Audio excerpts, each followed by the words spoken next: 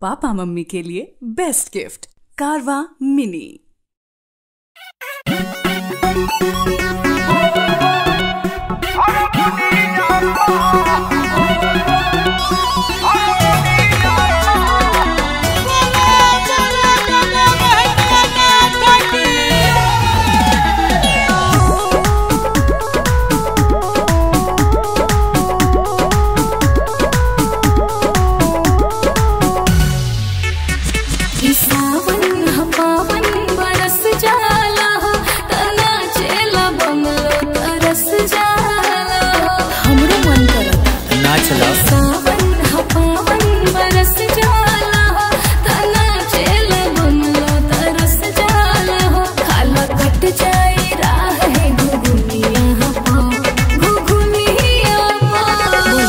सुना ए बॉबी राज करे लगबू तू दुनिया को। अच्छा बोल बोल बोल दुनिया को करे लगबू तू दुनिया को।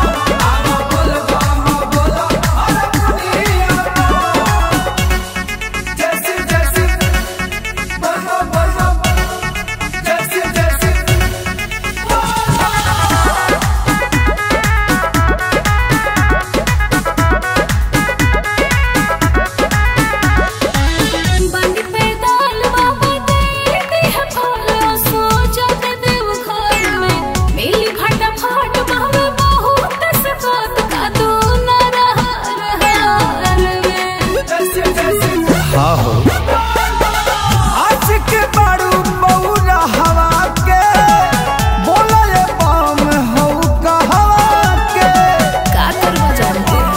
बता दरिक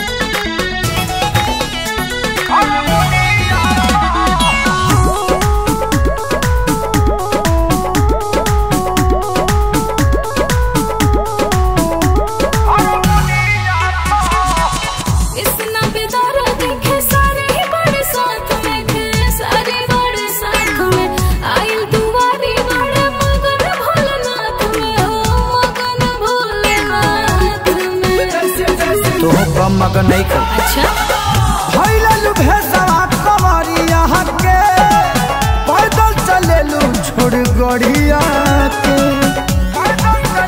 लेला देवानी गंगा पनिया बहंगिया बहंगिया देखियो जल ना गिरे। ए बॉबी राज करे लगबू तू दुनिया को। अब बोल बोल दुनिया